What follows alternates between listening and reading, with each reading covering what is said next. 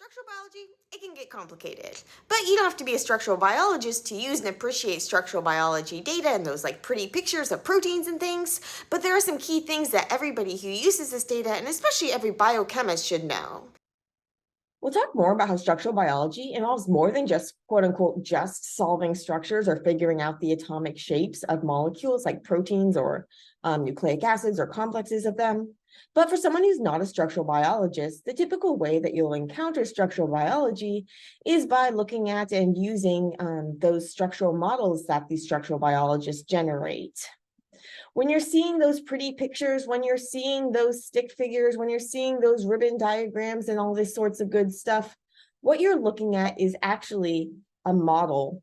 And that's a model that's based off of experimental data that's generated using methods like CryoEM and X-ray crystallography and NMR. They'll give you signals from the different, from the atoms within the molecule.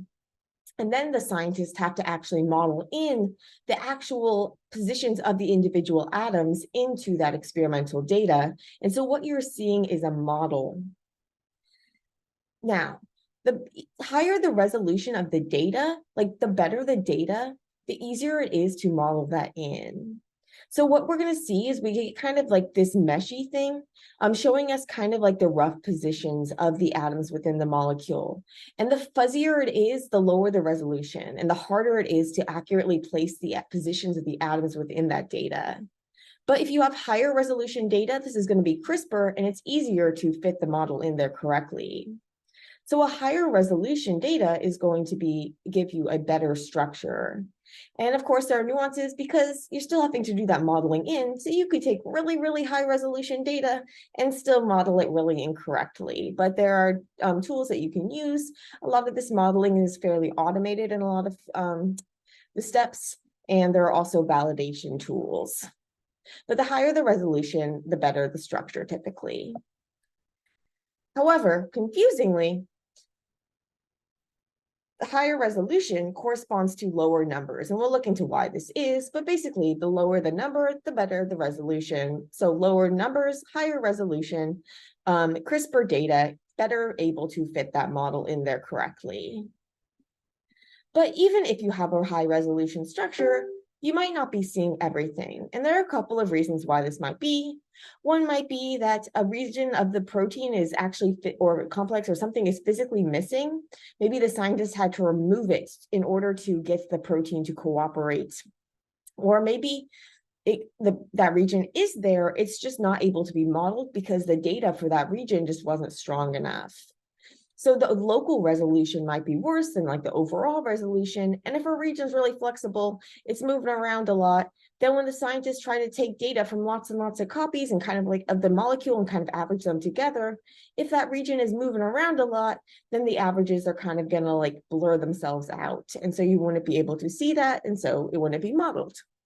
And we'll look at how we can see if this is the case. Well, even if you could see everything, what you're seeing are just snapshots. So you're just looking at like one moment in the life of a protein or in the life of a protein nucleic acid complex or something like this. And really these molecules are moving all around all the time. And so what we're just going to see is we can kind of just see them in one instant in time, in one kind of position or conformation, like shape.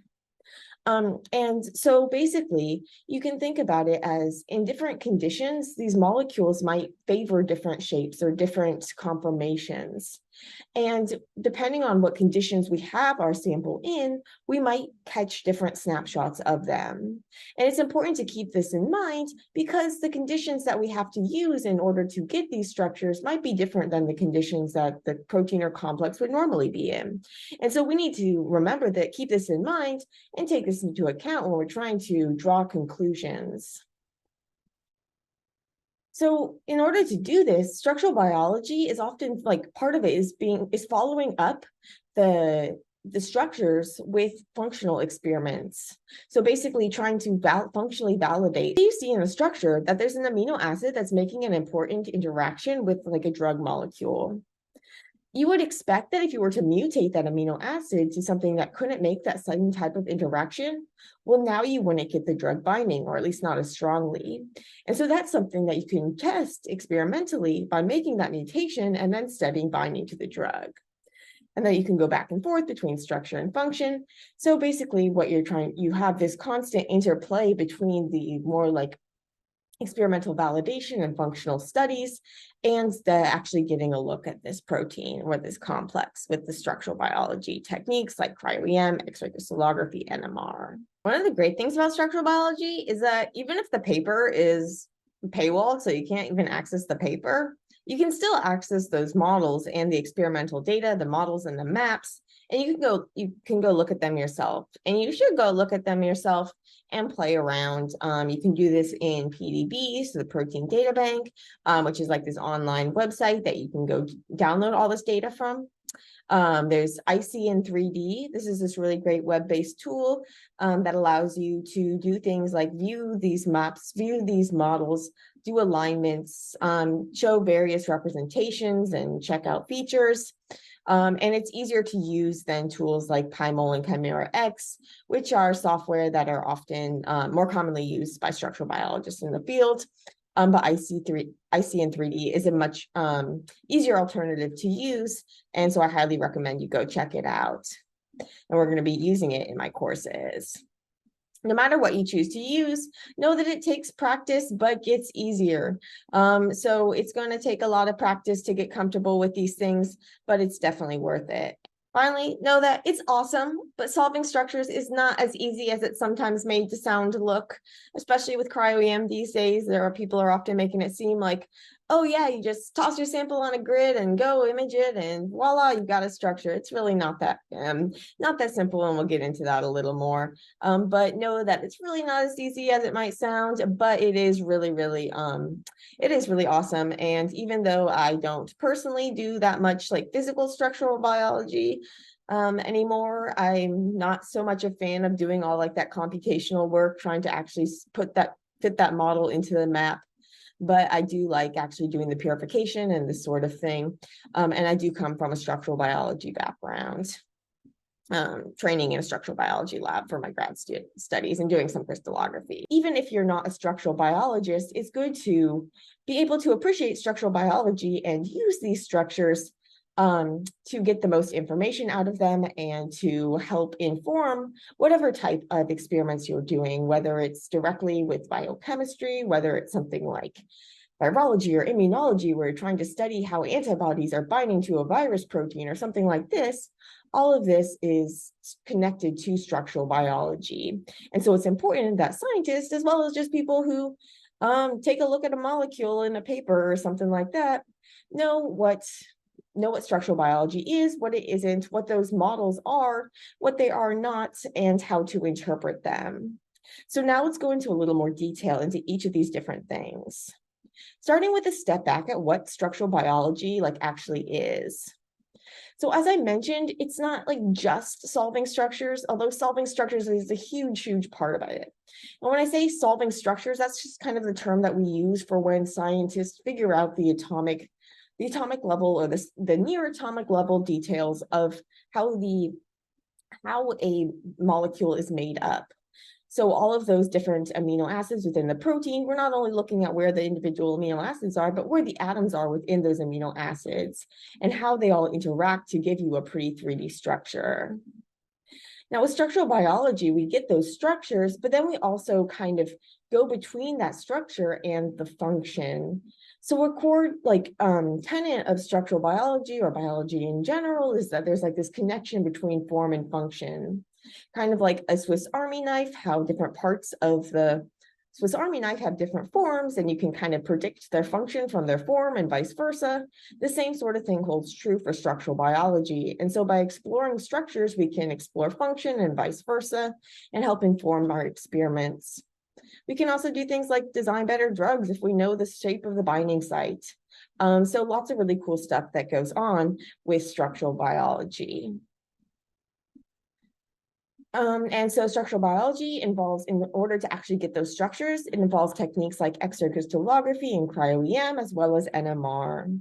So X-ray crystallography is kind of like the most conventional, typically most widely used technique until recently, when cryo-EM has kind of taken off. And then NMR is really good for really flexible, small things. I'm going to talk most about crystallography and cryo-EM in my course, but we will touch on NMR and some of the ways that you may see it. So this is just a grossly oversimplified comparison of cryo-EM and crystallography, and we'll get into much more detail in other places about how these techniques work. With cryo-EM, basically you have molecules and they're kind of moving around randomly, and then you freeze them in a thin layer of this like vitreous, this like glassy ice. And the molecules are all in different orientations. And then you use an electron microscope in order to kind of like get pictures of those molecules. It's not just like a camera, it's a lot more complicated, but basically you're going to see the positions of these different molecules. And then you kind of average together the ones that look similar. Take these from lots and lots of individual molecules, average the data together, and use it to make a 3D structure. With crystallography, you have to take all these molecules and you have to actually get them to freeze in place before you actually freeze them in ice. So or freeze not in ice, but you like flash freeze them. But basically what we want is you have to get these proteins all to kind of like coordinate together and freeze in the exact same position. And so this can be really hard. And even with cryo-EM, even though you're not having to make them like freeze in place before you freeze them, they can just kind of be however they want to be oriented. You can get all sorts of problems with preferred orientation where they like one place one way better, and then this is going to make it harder to get views of all the sides of the protein. You could have things like problems with your ice thickness. You could have things with problems with your sample purity and with regions being too flexible. So there are lots of different things that you're going to have to optimize for both of these things. And this may involve things like removing regions of the protein that are making it too flexible to get like stable structures, or it might involve using kind of weird pH and weird things like this that might not be very natural. And so this is another reason why that functional validation comes into play. And I hope you can see here too, how you're only going to get a single snapshot especially with that crystallography. With the cryo, you can change the conditions and maybe get a different snapshot. For cryo-EM, because these proteins are moving around randomly, you might get different kind of conformations or shapes, but you're only going to be able to, you're still going to need enough molecules from each of those different shapes in order to average them together. So even if the molecules are kind of moving around a lot, if you kind of classify them into the ones that are in the same shape, and if you don't have enough of the ones in that shape, then you can't get a good structure of that shape, but you can still get a good structure of like the predominant shape. But in those cases, so I hope you can still see that you're still just kind of like seeing a snapshot or a couple of snapshots. So now let's go back to talking about this idea of the model. So when you see one of these figures, so you'll see these models represented in different ways, like cartoons and sticks. We can represent the atomic positions in various ways to make it easier to visualize and emphasize different things. But these are all just models. These are estimates these are like our estimates based on experimentally derived maps. So when we talk about these maps, what we're talking about is typically these things that kind of like look like mesh. And I'll show you in a minute this in like a 3D view. But basically, these are showing signals from X-rays or the electrons in the case of the cryo-EM and the X-ray crystallography, like how when they interact with the atoms, they generate these signals that we can then measure. But these signals are not the actual atoms themselves, and so we have to model the atom's position into them. It's kind of like in the Charlie Brown cartoons where I don't remember, is it Linus? No, Linus has the blanket. Which one's the really like the one that like the dirt cloud all around him? It's kind of like you're seeing the dirt cloud, but you're not seeing him, and you have to kind of figure out where he is. And so it's like that. We have to place the atom positions inside of that map. And so remember that we talked about resolution. Basically, what's going to happen is that the higher the resolution, the less fuzzy that map is. So the dirt is kind of tighter around him. Whereas if something is lower resolution, it's going to be fuzzier. And if something's fuzzier, it's going to be harder to fit that in. And remember too, that what we're talking about is we have the idea that the larger numbers are going to be a lower resolution. So you can see that when we're looking at something like, when we're looking at like a 5 angstrom structure over here, this is going to be like really loosey-goosey on this like fuzzy map. It's going to be hard to accurately place the atoms within it. But if we have something that's a higher resolution, like 0.5 angstrom, well, now we're going to have a much easier time placing each of those individual atoms within it. So in terms of those numbers, the reason why we have this higher resolution correspond to lower numbers is because of what resolution actually represents. The resolution refers to how close together two things can still be, where you where you can still tell that they're two different things. So at a high resolution, if you were to look at this like 2-dot structure, you'd be able to kind of like see that these 2 dots were 2 separate dots. But at a lower resolution, they would like blur together. And so it's kind of like having finer gradations between what you're able to make apart. So the smaller the number, the smaller the distance between the things that you're able to tell apart. So the smaller the number, the higher the resolution. And typically the resolution is given in terms of angstrom, which is a distance of 0.1 nanometer. Okay, now you might not be seeing everything. And this is because the local regions of the structure might not have as good of resolution as like the structure overall. And there's this thing called B factor, where basically the molecules are moving around, and you can think about movement like kinetic energy, heat. So this B factor is like the temperature or displacement factor. And kind of if the molecules are moving around a lot, they're going to have a high B factor. And you can kind of think of their signal as kind of like canceling each other out if they're all moving in different ways. So if you can't get like one single snapshot of them. And so instead you might have missing data for that region. And if you have missing data for that region, you're not going to be able to model it incorrectly. So you can actually color molecules by the B factor. You can find the B factor in like the PDB files and things like this. But the important thing to know is that not all regions of the protein are going to be able to be modeled as accurately. Sometimes they might still be modeled in. And so you'd actually have to go in and look at the data and look at the B factor or look at the actual maps in order to tell that the position of this one residue is probably not very confident. So I wouldn't want to design a whole experiment based on the belief that this amino acid was facing exactly this way. And so if there's a specific part of a protein that you're really interested in, or you have an idea about, you want to make sure that you're actually going and you're looking at those maps and not just relying on the model that the authors generated and deposited. Now, sometimes the data is so bad that you're missing like, or I say bad, but it's not like the data, like it's not like the quality of the protein was necessarily bad. It's just that it doesn't want to stay still. So you might have a region that's so flexible that you're not going to be able to actually see that region. And so the scientists won't even try to model it in, and it'll be left showing unmodeled. And so we'll talk about how you can see this.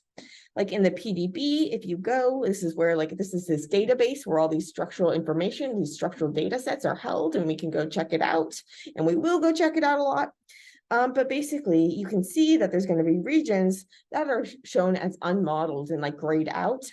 Those are regions that are there they're actually physically there, but the data wasn't strong enough to actually model them in. And then you'll also see in the sequence that sometimes there are regions that the scientists kind of like did like truncations in order to actually remove like flexible ends that were preventing it from, say, crystallizing. One thing to know is that when you're looking at the maps, they can be contoured to different levels. And so you might see different amounts of meshiness just based on how you contour the map. Now, this is just a technical detail, but it's important to recognize that, like, if you go to a lower sigma level, so the sigma is kind of like the standard deviation of the strength of the signal. So basically, if you're at a higher number, you're going to be at a higher standard deviation. of the signal to noise. So it's kind of like you're really, really sure that this is actually signal and not just background noise. If you go to a lower standard deviation, a lower sigma, well, now you're going to see more of your signal, but you're also going to see a lot more of your noise. And so at a lower sigma, you might see a lot more things than you would at a higher sigma. And typically with normal maps and stuff, it's often around 1 sigma that is typically displayed. But that's just something to know, is that to look at the sigma level, if you're trying to see, okay, well, is this like actually, are they showing me just the signal that they're really confident about, or are they also showing me a lot of noise? And sometimes if there's noise in the area, it's easy to see what if that's like, oh, they're kind of like at too high of a sigma. But if they just show you like one part of a molecule or one part of a protein complex in the absence of like the surrounding data with all that noise, you might not know unless you looked and saw what the sigma was. That's just a technical note, not something that you typically have to worry about. Okay, so now remember that what we're seeing are just those snapshots.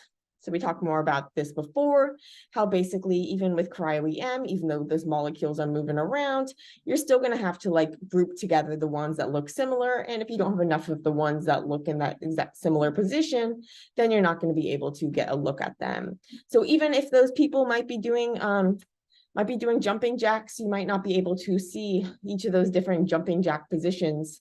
Maybe you could see the X form and the standing form, but not the in-betweens or something like this. So you might be able to get a couple different conformations or shapes, but not all of them. And when with X-ray crystallography, you typically only get to see like a single one. And you might have artifacts because the molecules are kind of having to connect, they're kind of having to touch one another in order to get this crystal lattice.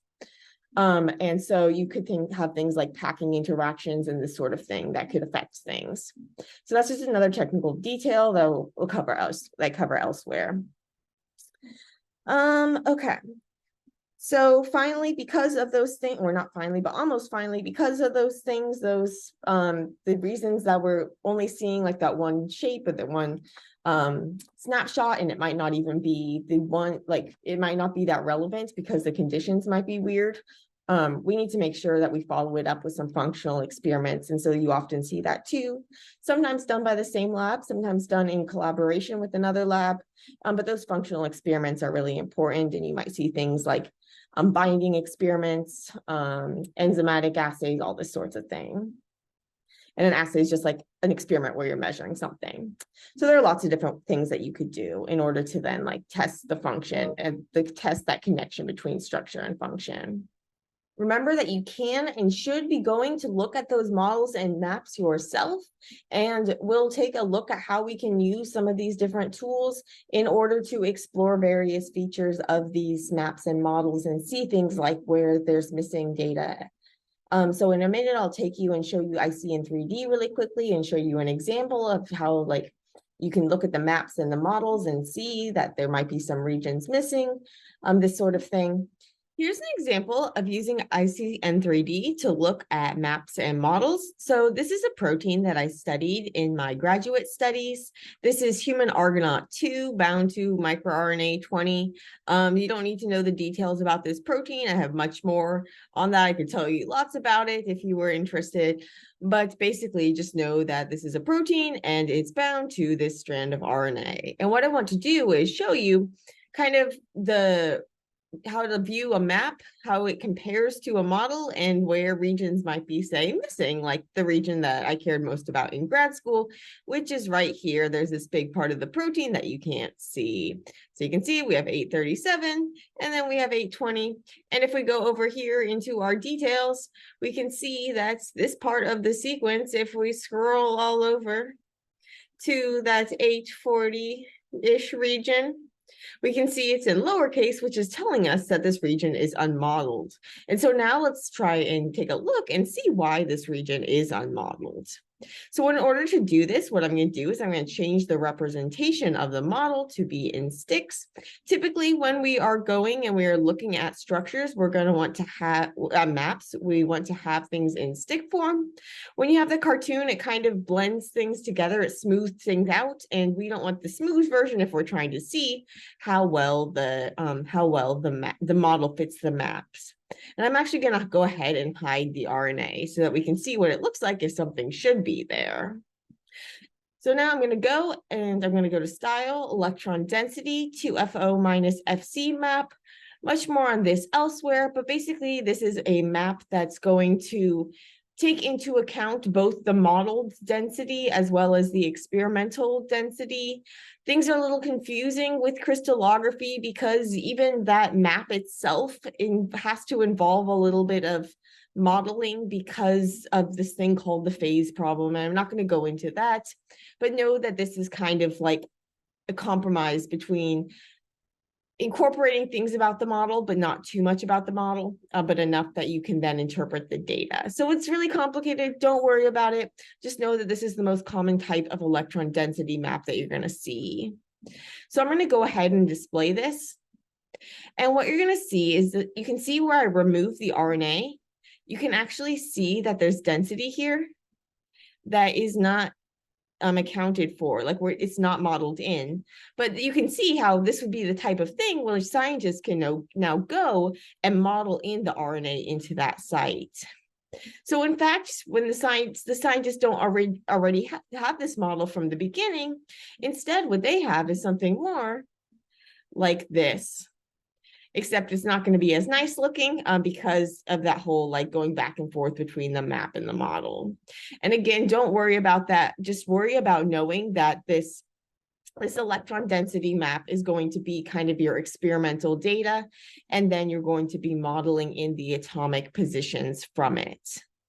And so this is what the software and the scientists are going to use to model in all those atom positions.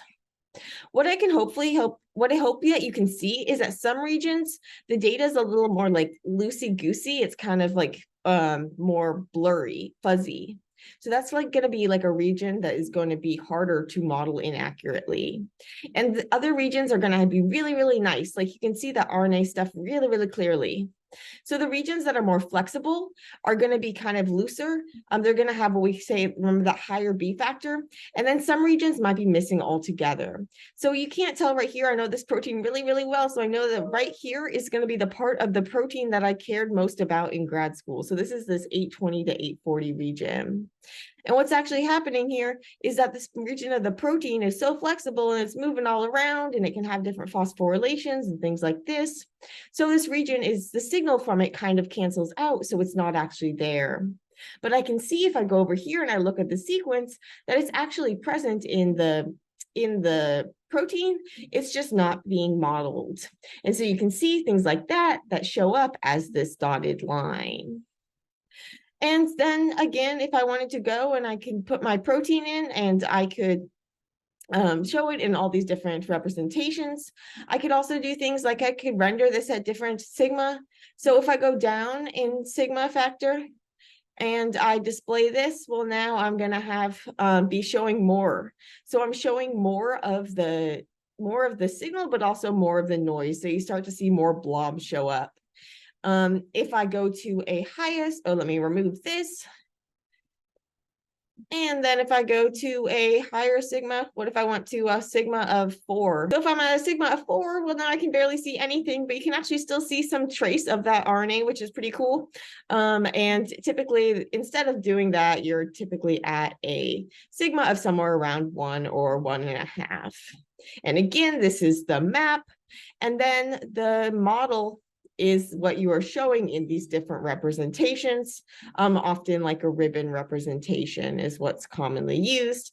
And in this case, I have it colored to show the alpha helices and the beta strands in different colors. See, that's that region there where there's really just nothing to build into. So the protein just kind of stops, the signal stops, but the protein's still there. So you go from 838 to 820 in terms of what is actually modeled.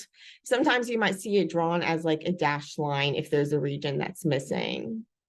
And then there's all sorts of different information that you can check out.